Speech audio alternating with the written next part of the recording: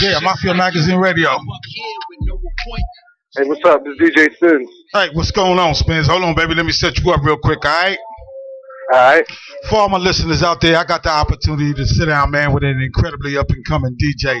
And this cat goes by the name of DJ Spins. And we're going to sit down with Spins for a little while, baby. He's going to let us know, man, what it really takes for him to get down in the things that he do.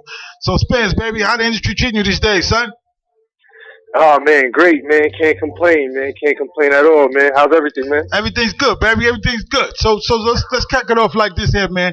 Let everybody know where you're originally from and how long you actually been doing your thing. Well, I was originally born and raised in Brooklyn, East New York. You know what I mean? My whole life. I've been doing this my whole life, honestly. I actually fell in love with it when I was 3 years old. My uncle was a DJ. May he rest in peace. You know what I mean? And I've been doing my thing since I was about 10. I was buying records before I owned turntables. And I just been doing real talk. I used to go to Beach Street when it was open in Brooklyn. Yeah. And downtown Fulton and whatnot, you know what I mean? And I used to be one of the youngest cats down there buying vinyl, you know what I mean? And I've been doing parties and all that since the age of 11. Right. I think 12 was my first party. My actual real party that I did was at age 12. Yeah, no doubt, baby. So let everybody know, man, like, I mean, you know, everybody gets inspired by something or somebody. You know what I'm saying? So tell everybody, man, like, you know, what inspired you, man, or who inspired you, man, and after you was inspired, man, what did you decide the place that you was gonna take it? You know what I'm saying? And the things that you do with music. Dang, that's a great question. Honestly, I would say DJ Qbert. He inspired me. A legend out of the West Coast. Okay. You know what I mean? He's real mean with the turntables. Like when I was younger, I just got the little scratching down pack, and I thought I was really doing it. You know what I mean? Real big until I seen this documentary called Scratch, and DJ Qbert was featured in it, and man, that changed my life right there. It introduced me to battle breaking, it introduced me to all of that. You know what I mean? And since then, I've been pushing the limits. So everything I do, I want to exactly, you know what I mean, push my turntablism to the limit. You know what I mean? To where I can't even do it no more. To where it's like, yeah, he killed that. I mean, every take I do, I want you to definitely be like, yo, this dude is a monster. You know what I mean? Right. Right. And in this day and age, here, I want you to answer this question, man. In this day and age, man, where cats really ain't even using turntables no more. You know what I'm saying? I mean, let us know, man, why did you decide to continue on the culture and continue on using turntables? You know, set aside, you know, CDs or flash drives or whatever the case is, man. Tell us, man, what it takes for you. You know what I'm saying? When you know what I'm saying, when you bring up your turntables, man, and go to get it in. Yeah, it definitely is, you know what I mean, keeping hip-hop alive, you know what I mean, keeping that real feel going, you know what I mean, and still repping for the real DJs that's still out there crate digging and still buying vinyl to this day. The labels are still pushing out vinyl, like hard copy. Like, I just bought Rick Ross's new album on vinyl. Right. You know what I mean? Like, 2 Chainz album, Nicki Minaj album, all of it's on vinyl. Now, it's still there, you know what I mean? So, I'm basically, like, trying to put a stand to all the DJs, like, look, man, you don't got to bootleg this music, do the CD joints. You know what I mean? It's still there. The originality's still there. You know what I mean? I can still be DJs. Y'all ain't got to sell your souls and just grab some CD equipment and call yourself a DJ. You know what I mean? You can actually still go and keep it real. You know what I mean? Yeah, no doubt. And that's what I feel the game is missing right now. I feel like the DJ's place, that's what it's messing up at. You know what I mean? The artists used to rely on the DJ to go and buy their album and actually pump it in parties. Now all you do is just download that joint on some illegal site and you a DJ now. You know what I mean? I don't respect that at all. You know what I'm no doubt. So I wanted, you know what I'm saying? I mean, being that you a DJ and you come from a place, man, where it all began, you know what I'm saying? And big shout out to East New York, baby, because that's my born and raised place too, son. So I just want to let you know that. You know what I'm saying? All right. You know what I'm saying? No doubt, yo. So here's what I want to know, though. I want to know, man, because you're in the place that you at and all that, what's some of the lessons or the history lessons that you've learned from the DJs that's come before you? You know what I'm saying? Because we got a lot of legends coming out of NY, baby.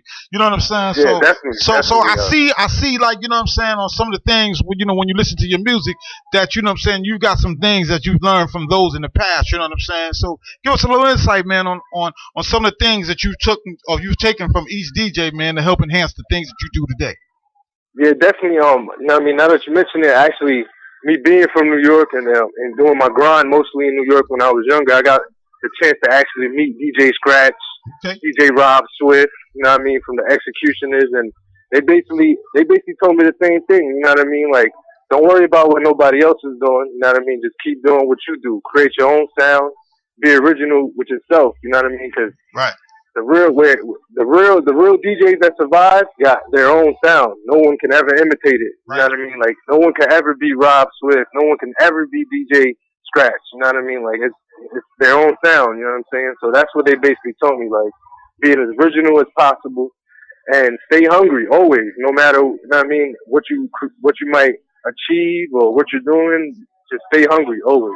You know what Right. I No mean? And question. that's So that's tell us. basically what they told me themselves. Yeah, no question, baby. And just to let you know, man, I know Scratch and all that, man. I'm from that, I'm from that place. You know what I'm saying? Cypress Hill Yeah, Projects, definitely. baby. All right, all right. You know what I'm saying? I mean, it's very rare that I get somebody from the home team on the show. You know what I'm saying? So I just want to give, you know what I mean? I just want to give a big Yeah, shout out, definitely. man. This is an honor, by the way, man. I mean, much love to the whole Mafia Live Entertainment, Mafia Magazine. No question, You know what I baby. mean? Yeah, good looking out. So tell us, man, where it all began, man. I mean, you know, somebody heard you doing your thing. Somebody seen some albums in your hand, man, and they wanted to test you out. You know what I'm saying? So tell us that story, man, on how that all came about. Yeah, definitely. I actually got my first real big break a couple years back by this dude named Junior from Miami. Shout out to Junior. He's listening right now. He's my management. Okay. You know what I mean? JR Sources out in Miami to 305. I met a DJ and he was like, "Look, man, this is a number if you want to do parties with Ross." I was like, "What? Get out of here!" You know what I mean? That's what I need right now. You know what I mean? Yeah. So I called the number, and he was actually doing Rick Ross's booking at the time. I forget what tour it was or what album it was, but he was his booking agent at the time. And I called him, and he was like, "Well, 30,000." I was like, "Oh, I'm about to get 30,000 to DJ for Ross." He's like, "Nah, you got to drop 30,000." You know what I mean? So from there, he kind of schooled me to the game, and then I took my own. You know what I mean? I started actually taking his advice on my own before I even signed up with him, and was just grinding, doing shows.